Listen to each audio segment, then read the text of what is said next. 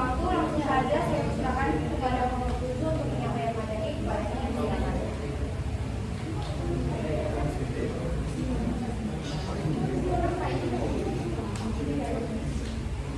Baik, terima kasih kepada moderator yang telah memberikan kesempatan kepada saya untuk berbicara. Jadi kami dari kelompok 7 akan menyampaikan materi mengenai fluid mechanics and water construction. Di mana kelompok kami terdiri dari Elviana dengan NPM 1H022 kemudian ada saya sendiri Hajunur Barokah dengan NPM 1H022 kemudian ada Paula Ulandari dengan NPM 1H022 kemudian ada Mafian Saputra dengan NPM 1H022 dan yang terakhir ada Bastiki Hasbian dengan NPM 1H022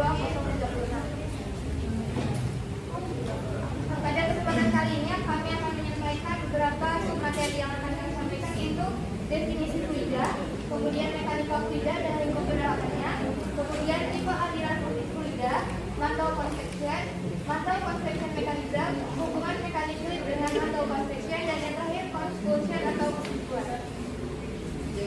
Nah, di sini saya akan menyampaikan mengenai definisi fluida, yang dimana fluida adalah suatu zat yang mengalami perubahan bentuk secara kontinu apabila terkena tegangan geser atau shear stress, betapapun kecilnya. Pada umumnya, fluida adalah zat yang mampu mengalir, sehingga fluida sering juga disebut dengan zat alir. Kita dapat melihat pada gambar di mana terdapat dua plat yang saling berhadapan. Yang plat di bawah itu merupakan plat yang, dan yang plat di atas itu plat yang nantinya akan diberikan gaya sebesarnya. Nah, di antara kedua plat tersebut terdapat elemen-elemen yaitu AB dan juga CD. Ketika plat yang di atas diberikan gaya sebesar F, maka elemen-elemen yang berada di antara kedua plat tersebut akan bergerak secara kontinu sesuai dengan gaya sebesar yang telah diberikan. Kemudian mekanika fluida dan ruang lingkup penerapannya. Mekanika fluida adalah suatu bidang pengetahuan teknik yang mempelajari tingkah laku fluida baik dalam keadaan diam maupun bergerak. Nah, prinsip dasar yang digunakan dalam mekanika fluida adalah hukum kekekalan massa atau hukum mobilitas, kemudian hukum kekekalan energi atau hukum termodinamika 1, dan kemudian hukum kekekalan momentum atau perubahan momentum dan jarak. Selanjutnya, tipe aliran fluida. Tipe aliran fluida sendiri terdiri dari beberapa macam. Jadi saya akan menerangkan yang tipe aliran fluida dinamis dan juga statis. Tipe aliran dinamis ini merupakan fluida yang banyak digunakan dalam kehidupan sehari-hari, yang memiliki kecepatan konstan pada titik tertentu. Banyak sekali dapat kita temukan sebagai contoh tipe aliran dengan tipe aliran dinamis ini dapat kita lihat pada longgar yang dimana terdapat sebuah bendungan yang ada aliran di gasnya. Nah, di situ terdapat pengukuran debit sehingga aliran yang keluar itu akan menjadi aliran dinamis karena memiliki kecepatan konstan pada titik tertentu. Kemudian statis. Statis ini berarti tidak bergerak dan diam. Kita dapat melihat contoh pada gambar. Ini merupakan gambar sebuah bendungan atau sebuah bendungan yang tidak bergerak, yang airnya dia diam dan juga tidak bergerak. Kalaupun bergerak, partikelnya itu tidak terlihat oleh mata sehingga penampakannya itu berdiam atau dia tetap. Untuk materi selanjutnya akan disampaikan oleh rekan saya, Paula Ulandari.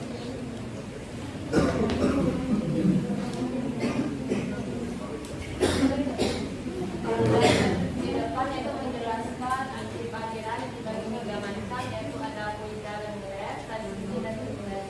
Dari tiga fluida ini saling melengkapi. Dan pada aliran lengger yaitu terjadi secara teratur dan mulus. Ketika fluida bergerak sejajar dalam lapisan yang tidak saling bercampur. Saya tidak ada gangguan besar dalam aliran. Aliran ini biasanya terjadi pada fluida dengan kecepatan rendah dan integritas tinggi. Selanjutnya yang kedua itu adalah transisi. Transisi yaitu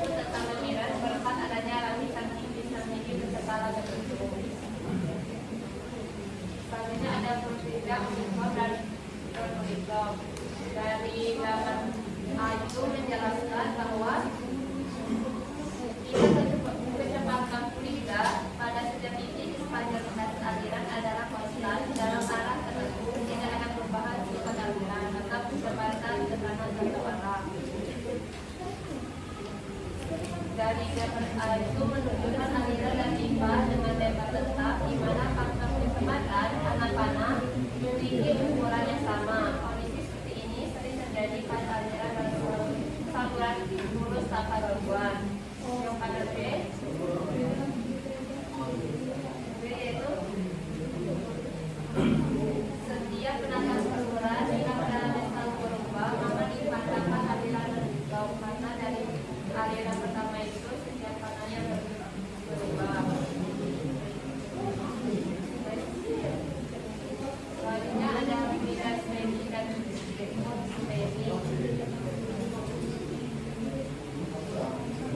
yang memiliki perbedaan mendasar dalam proses singkat dan perubahan karakteristik aliran terhadap waktu. Fluidestin adalah aliran dikatakan sendiri dengan sifat-sifat aliran seperti kecepatan, tekanan dan arah tidak berubah terhadap waktu. Demikian sendiri, aliran sendiri menunjukkan kestabilan yang diakui baik dalam pola maupun kecepatan.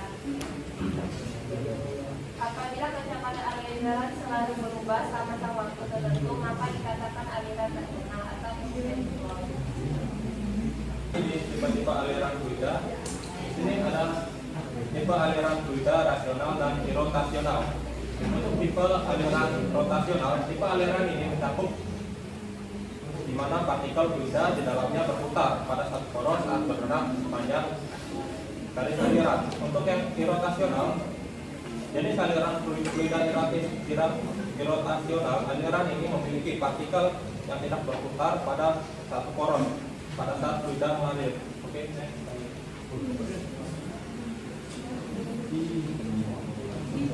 Oke, selanjutnya ada fluida kompresibel dan incompressible.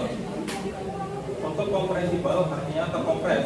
Ini terjadi karena adanya proses kompresi atau pemampatan partikel pada fluida ini memiliki ukuran dan volume yang kecil.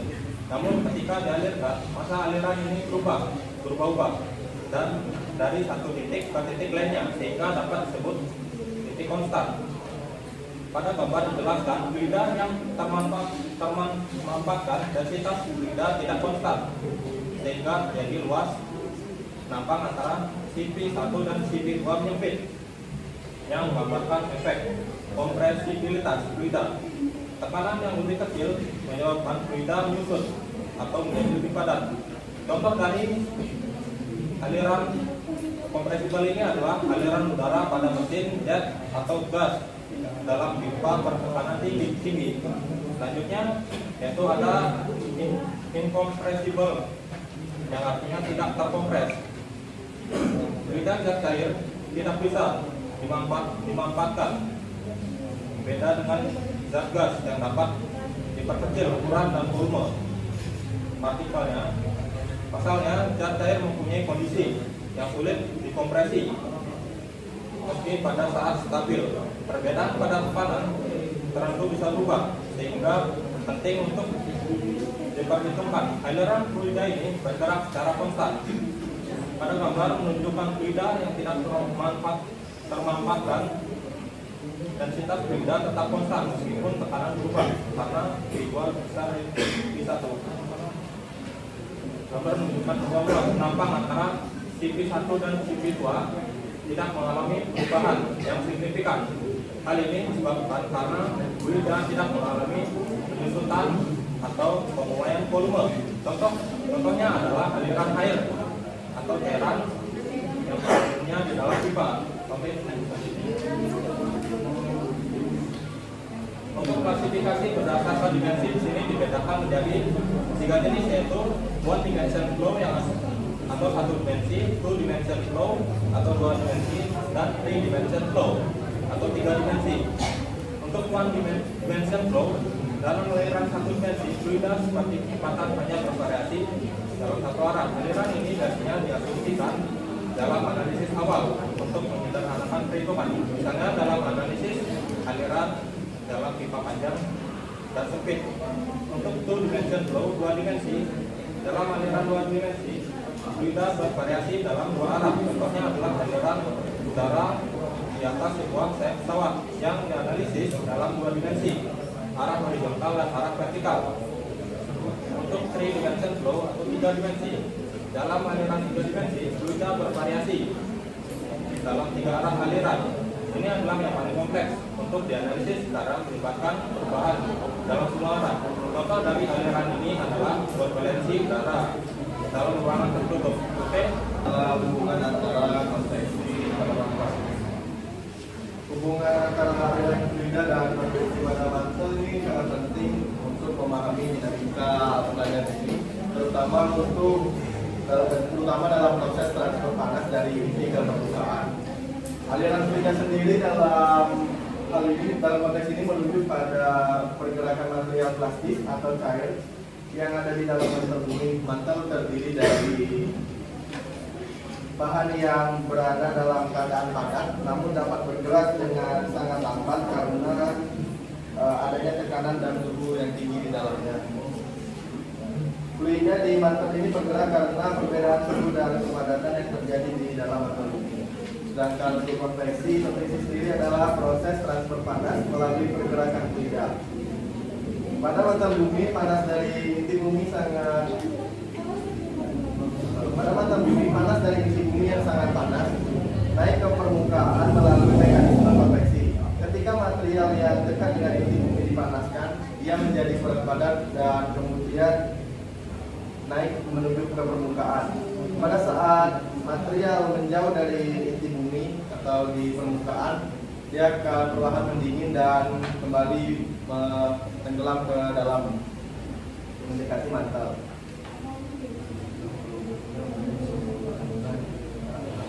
Membentuk pola sirkulasi fluida yang dikenal dengan sel konveksi. Untuk hubungan ini, hubungan antara aliran fluida dan konveksi pada mantel, di mana aliran fluida di mantel bumi terjadi karena perbedaan suhu yang menyebabkan konveksi. Fluida yang lebih panas dan kurang padat bergerak naik, sementara fluida yang lebih dingin dan lebih padat bergerak turun. Proses ini berulang secara terus-menerus menciptakan pola konveksi yang besar dalam mantel. Aliran ini mampu mentransferkan panas dari inti bumi ke permukaan, yang juga berperan dalam pergerakan lempeng tektonik dan fenomena geologis lainnya. Secara keseluruhan, konveksi pada mantel bumi terjadi sebagai akibat dari perbedaan suhu yang menyebabkan aliran fluida dalam mantel. Proses ini adalah mekanisme utama dalam distribusi di dalam bumi dan berperan penting dalam dinamika geologi planet bumi. Next. Selanjutnya konveksi mantel. Konveksi mantel sendiri adalah proses perpindahan panas di dalam mantel bumi yang terjadi melalui pergerakan material panas dan dingin. Proses ini terjadi karena adanya perbedaan suhu dalam lapisan mantel yang menyebabkan perbedaan densitas antara material yang lebih panas, yaitu material yang lebih ringan, dan material yang lebih dingin atau material yang lebih padat. Material panas dari bawah mantel yang lebih dekat dari inti bumi akan menuju permukaan karena lebih ringan, sementara material yang lebih dingin dan lebih padat akan menuju ke bawah. Pergerakan ini membentuk sirkulasi atau sel konveksi yang terus berulang dan berperan penting dalam pergerakan efek tektonik serta dinamika geologis lainnya di bumi.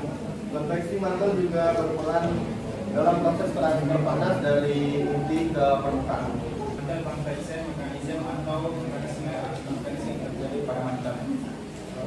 Jadi arus konveksi ini ialah proses perpindahan panas yang terjadi karena adanya pergerakan fluida, baik itu udara, air maupun dan cair lainnya. Kemudian proses ini terjadi karena ketika fluida yang panas yang memiliki kerapatan yang lebih ringan itu naik ke atas ke tempat di mana fluida yang lebih dingin berada dan bersirkulasi, sehingga fluida yang lebih dingin yang memiliki kerapatan lebih padat itu turun ke bawah, dan inilah yang disebut dengan peristiwa konveksi. Kemudian kita tahu bahwasanya bumi ini terdiri dari kerak, mantel, dan inti bumi. Nah, arus konveksi ini mula-mula terjadi melalui peristiwa yang ada di inti bumi. Kemudian inti bumi ini terbagi lagi menjadi dua, yaitu inti bumi bagian dalam dan inti bumi bagian luar. Inti bumi bagian dalam ini memiliki suhu yang sangat tinggi atau sangat panas, yang dengan saking panasnya menyebabkan partikel-partikel penyusun inti luar bumi seperti nikel dan besi mencair. Nah, selain itu arus konveksi ini juga menyebabkan partikel cair di partikel cair antara nikel dan besi itu saling bersirkulasi dan bergesekan satu sama lain.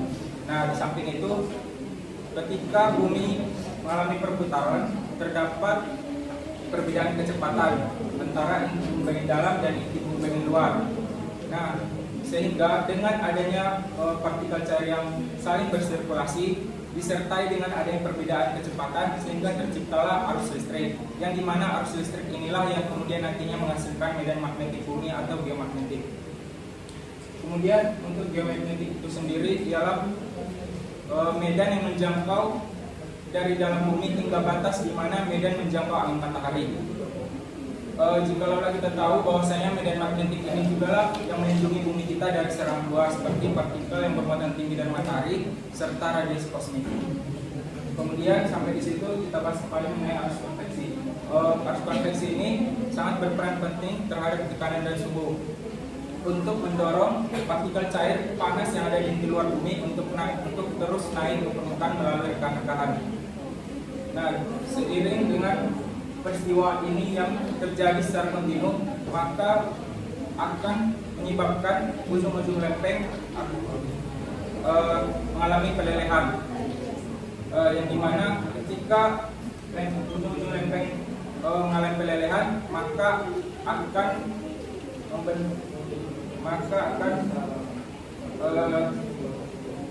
terdapat pergerakan lempeng. Kemudian pergerakan lempeng ini bermacam-macam ya. Ada yang bergerak saling mendekat atau disebut dengan konvergen, di mana ketika lempeng-lempeng saling berdekatan akan menyebabkan zona subduksi di sepanjang batas pertemuan antara lempeng tersebut. Yang kemudian bila ini juga terjadi secara kontinu akan menciptakan dapur magma yang kemudian nantinya akan keluar juga ke permukaan melalui rekan-rekahan. Kemudian ada pun pergerakan lempeng yang saling berjauhan atau disebut dengan divergen akan membentuk spreading center atau pemekaran. Dan untuk lempeng-lempeng yang bergerak sejajar namun berlawanan arah akan membentuk sesar. Salah satu contoh sesarnya yaitu sesar San Andreas di California. Lanjut. Kemudian ada pun hubungan mekanika fluida dengan konveksi mantel. Yang pertama yaitu adanya pengaruh tekanan dan suhu. Adanya pengaruh tekanan dan suhu ini sebagai pemicu arus konveksi.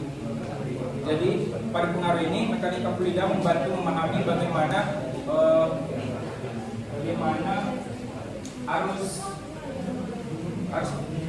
arus konveksi memengaruhi kecepatan dan arah aliran magma. Kemudian yang kedua ada viskositas. Kita tahu bahwa magma ini memiliki viskositas yang tinggi. Jadi pada pengaruh ini mekanika fluida membantu memahami bagaimana viskositas magma ini memengaruhi arus panas, arus konveksi dan distribusi panas di dalam mantel. Kemudian yang ketiga ada model konveksi. Pada pengaruh ini mekanika fluida membantu memahami bagaimana arus panas bergerak dalam mantel untuk menggambarkan proses aliran magma dan pergerakan litosfer di permukaan bumi. Kemudian yang keempat ada pengaruh dari geologi. Arus konveksi ini berperan penting terhadap pembentukan struktur geologi permukaan bumi, yang dimana pada mekanika fluida ini membantu memahami bagaimana proses yang terjadi. Lanjut. Untuk kesimpulannya, jadi dengan memahami hubungan antara mekanika fluida dengan konveksi mantel, kita dapat lebih mengetahui bagaimana dinamika atau geodinamika bumi dan proses geologis yang terjadi di dalamnya, dan juga lebih mengetahui bagaimana proses geologis ini mengaruhi bumi. Mungkin sekian. Sesi ini kita bagi menjadi dua sesi. Sesi pertama, baik saya persilakan kepada kita mulai dari Bapak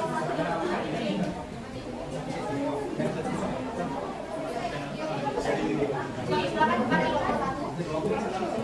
Aliran tulang, stage 4 dan tak stage 4, dan sebutkan juga contoh dari di kehidupan sehari-hari. Apa perbedaan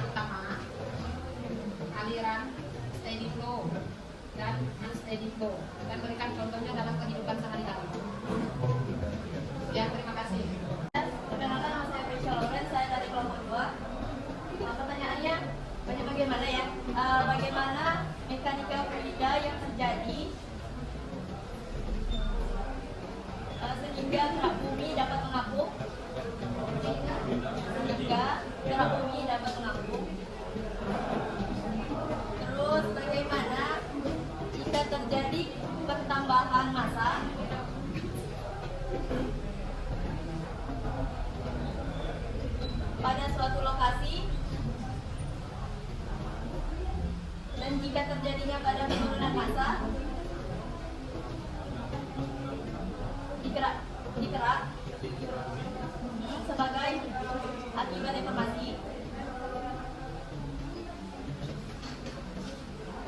Dan satu lagi, bagaimana bisa mengkompensasikan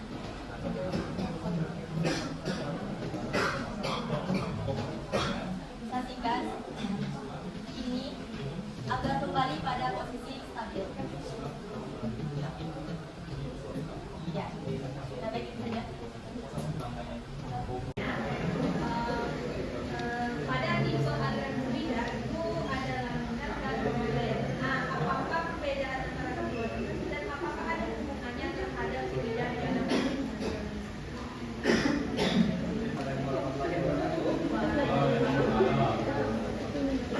Perkenalkan, saya Gary Bekerja, saya dari kelompok 5. Izin untuk bertanya kepada kelompok 7.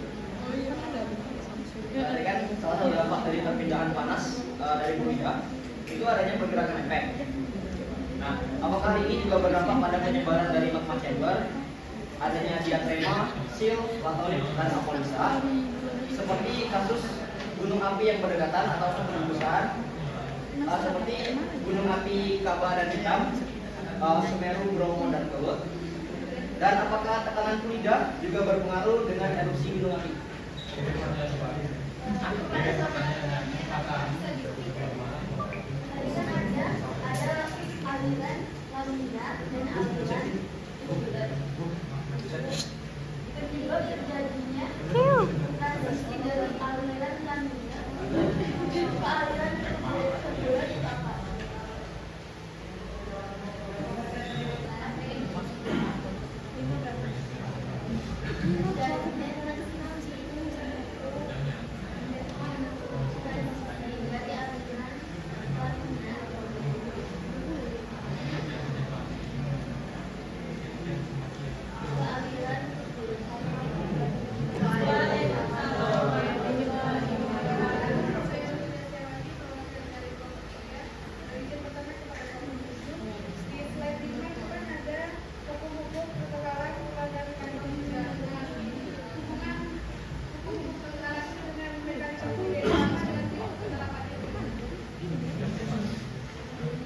Yaitu perbedaan antara aliran steady flow dan unsteady flow dan berikan contoh di kehidupan sehari-hari. Perbedaan antara aliran steady flow dan unsteady flow dapat dijelaskan berdasarkan kecepatan, tekanan, dan karakteristik aliran terhadap bangku di titik tertentu. Untuk steady flow, aliran steady, definisi aliran di mana sifat-sifat fluida seperti kecepatan, tekanan, dan masa jenis tetap konstan terhadap waktu dan titik tertentu di ruang. Ciri-cirinya, yang pertama, tidak ada perubahan parameter fluida di suatu titik terhadap waktu. Yang kedua, aliran bersifat stabil dan prediktif. Contoh dalam kehidupan sehari-hari yaitu yang pertama, air yang mengalir dari keran dengan laju tetap. Yang kedua, aliran air dalam pipa distribusi yang diatur oleh pompa konstan. Yang ketiga, angin sepoi-sepoi yang bergerak dengan kecepatan konstan di daerah terbuka. Untuk yang kedua yaitu unsteady flow, aliran tidak steady. Definisinya, aliran di mana sifat-sifat fluida berubah terhadap waktu pada titik tertentu di ruang. Ciri-cirinya, yang pertama yaitu parameter seperti kecepatan atau tekanan berubah-ubah dengan waktu. Yang kedua, biasanya terjadi dalam kondisi transien atau ketika ada gangguan dalam sistem aliran. Contoh dalam kehidupan sehari-hari yaitu yang pertama, aliran air dari keran yang dihidupkan atau dimatikan mengalami perubahan laju. Yang kedua yaitu gelombang laut yang terus berubah. Yang ketiga, aliran udara saat kipas angin dinyalakan atau dimatikan. Oke, sekian jawaban dari saya. Oke, terima kasih kepada kelompok 1. Pertanyaan dari saudari Tia. Bagaimana mekanika fluida yang terjadi sehingga gerak bumi dapat mengaku? Bagaimana jika terjadi pertambahan massa pada suatu lokasi dan terjadi penurunan massa di gerak bumi sebagai akibat dari deformasi, dan bagaimana bisa mengkompensasikan ini agar kembali di posisi stabil? Proses ini adalah contoh dari prinsip isostasi yang dimana kerak bumi mengapung di atas mantel berdasarkan keseimbangan antara densitas dan gravitasi. Ketika terjadi perubahan massa pada kerak bumi, baik itu penambahan maupun pengurangan, kerak akan bergerak untuk mencapai posisi keseimbangan baru. Rebound isostatik ini memungkinkan kerak bumi untuk mengkonversikan perubahan massa mengkonversikan perubahan massa menjadi penyesuaian posisi secara bertahap, meskipun proses ini terjadi dalam jangka waktu yang lama. Ada lagi pertanyaan? Oke, saya akan menjawab pertanyaan dari kelompok 3 yaitu dari Lulu mengenai hubungan hukum kekekalan massa, hukum kekekalan energi dan hukum kekekalan momentum dengan mekanika fluida. Terus dengan ulang dari penerapannya. Kalau dari hukum kekekalan massa atau kontinuitas ini, hubungannya dengan fluida ialah dalam aliran fluida, hukum kekekalan massa dikenal dengan hukum kontinuitas. Fluida yang mengalir dari titik satu ke titik lainnya bergerak secara kontinu, yang dimana massa atau berat dari suatu benda dari fluida tersebut tidak akan berubah atau berkurang atau kekal. Kemudian hukum kekekalan energi. Hukum kekekalan energi ini menjelaskan tentang energi yang ada dalam suatu sistem. Dalam hukum kekekalan energi tidak dapat diciptakan atau dimusnahkan, hanya dapat berubah bentuk dan dari bentuk satu ke bentuk lainnya. Sehingga dalam konteks fluida, hukum kekekalan energi ini menjurus kepada transformasi energi atau perubahan energi dari energi satu ke energi lainnya. Seperti contohnya yang sering terjadi yaitu energi dari geothermal yang dirubah menjadi energi listrik. Kemudian hukum kekekalan momentum atau perubahan momentum dan impuls. Jumlah momentum awal dan jumlah momentum akhir dari suatu sistem adalah tetap. Perubahan momentum didefinisikan sebagai hasil kali massa dan kecepatan objek. Perubahan momentum terjadi ketika ada gaya dalam jangka waktu tertentu. Kemudian impuls. Impuls adalah ukuran dari perubahan momentum dan didefinisikan sebagai gaya yang bekerja pada suatu objek pada suatu waktu tertentu. Kemudian hubungannya dengan mekanika fluida ialah hukum kekekalan momentum ini merupakan konsep dasar dalam mekanika fluida yang membantu kita untuk menganalisis perilaku fluida dalam berbagai kondisi. Salah satu prinsip yang dapat diterapkan, misal pada aliran fluida. Dalam aliran fluida, momentum fluida berubah saat fluida mengalir melalui pipa, nozzle atau sekitar hambatan. Perubahan ini dianalisis menggunakan prinsip-prinsip hukum kekekalan momentum. Kemudian lingkup penerapannya. Lingkup penerapan dari mekanika fluida sendiri terdapat sangat banyak. Namun di sini saya akan menyampaikan beberapa contohnya, yaitu pemindahan fluida atau transport seperti yang dijelaskan tadi di hukum kekekalan energi yang termodinamika. Kemudian pembangkit tenaga listrik yang berbasis fluida seperti PLTA, PLTU dan bagaimana kalau tidak? Menjawab pertanyaan dari saudari Gian Saudara. Dari mana pertanyaannya? Dengan adanya pergerakan lempeng, apakah hal ini juga berdampak pada penyebaran? Itu poin yang pertama. Jadi pada perpindahan panas dan penyebaran magma itu, poin pertamanya proses perpindahan panas baik itu konveksi, konduksi atau radiasi dapat mempengaruhi pergerakan dan pembentukan magma di dalam kerak bumi. Magma bergerak dari sumber magma yang lebih dalam menuju permukaan melalui saluran-saluran magma seperti dike, seal atau lapisan lainnya. Kemudian poin yang kedua, seal, dike, dan lapolit adalah jenis-jenis intrusi magma yang terbentuk di bawah permukaan. Seal terbentuk ketika magma mengalir horizontal melalui lapisan-lapisan batuan, sementara dike bergerak vertikal atau miring. Kemudian lapolit adalah bentuk intrusi yang membentuk kubah besar di atasnya. Semua bentuk intrusi ini bisa dipengaruhi oleh perbedaan suhu dan tekanan yang terjadi akibat perpindahan panas dari fluida yang ada di dalam atau sekitar magma. Perpindahan panas dapat menyebabkan pelunakan atau kelelehan sebagian batuan di sekitarnya yang bisa mempermudah magma untuk bergerak. Hal ini tentu berdampak pada arah dan pola penyebaran magma di lapisan-lapisan kerak bumi. Kemudian pertanyaan yang kedua yaitu apakah tekanan fluida berpengaruh terhadap erupsi gunung api? Untuk tekanan fluida dan erupsi gunung api, poin yang pertama yaitu tekanan fluida termasuk magma memang mempengaruhi potensi erupsi. Ketika magma mengumpul di ruang magma, tekanan di dalam ruang tersebut meningkat. Tekanan ini dapat terakumulasi hingga melebihi kemampuan batuan sekitarnya untuk menyebabkan terjadinya erupsi. Kemudian poin yang kedua yaitu faktor penting lainnya adalah adanya fluida seperti air atau gas, misalnya uap air, yang bisa mempercepat proses pelelehan magma dan mengaruhi viskositas magma. Magma yang lebih cair atau viskositas lebih rendah lebih mudah mengalir dan mengurangi kemungkinan letusan eksplosif, sementara magma yang lebih kental atau viskositas tinggi cenderung menumpuk dan mendapat tekanan lebih cepat yang dapat mengarah pada letusan yang lebih eksplosif.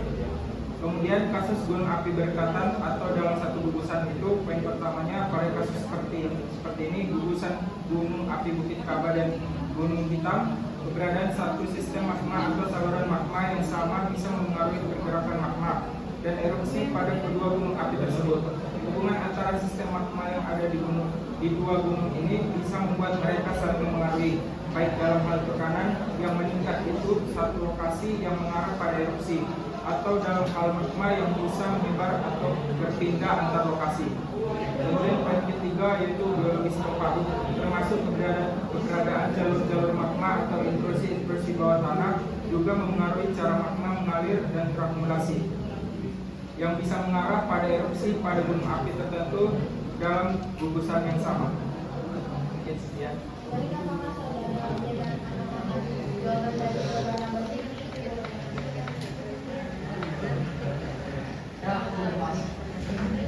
Kita pertanyaannya apa yang menyebabkan terjadinya erupsi antara aliran gunung lebar dan aliran gunung es. Nah, jadi penyebabnya yaitu salah satu faktor yang mempengaruhi stabilitas aliran fluida terutama yang menentukan erupsi adalah hilangnya horizontal atau pendek, yaitu parameter atau dimensi yang merepresentasikan rasio antara gaya inersia dan gaya visibilitas dalam aliran fluida. Misalnya ada gerak lelet, gangguan eksternal, peningkatan kecepatan fluida dan penurunan intensitas fluida serta frekuensinya. Mungkin itu saja. Terima kasih. Presentasi dari Bapak-Ibu, saya sebagai moderator mohon maaf apabila dalam memandu presentasi ini terdapat kesalahan. Saya akhiri. Wassalamualaikum